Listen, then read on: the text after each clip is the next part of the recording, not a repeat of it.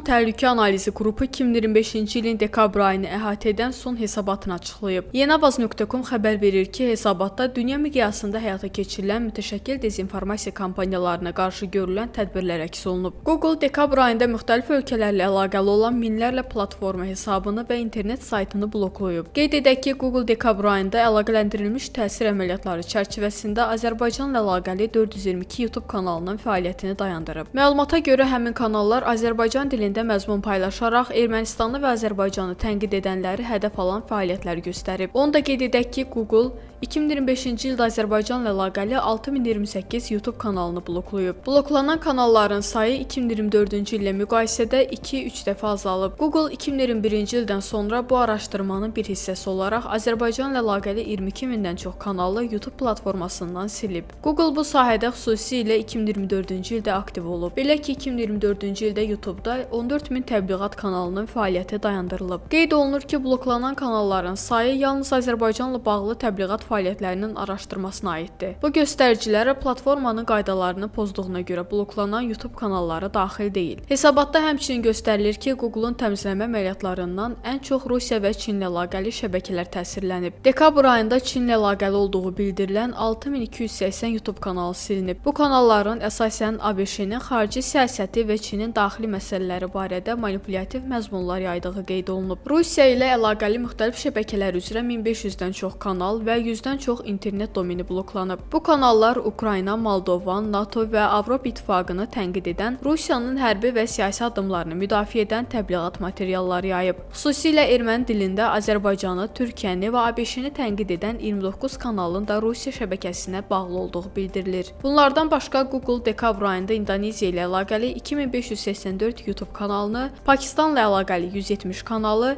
Bangladeshlə əlaqəli 27 kanalı, Belarusla əlaqəli 10 kanalı və Myanmarla əlaqəli 8 YouTube kanalını bağlayıb. Google hesabatında bəyan edib ki, bu cür əməliyyatlar platformaların qaydalarını kobud şəkildə pozur və istifadəçiləri yanlış yönləndirməyə xidmət edir.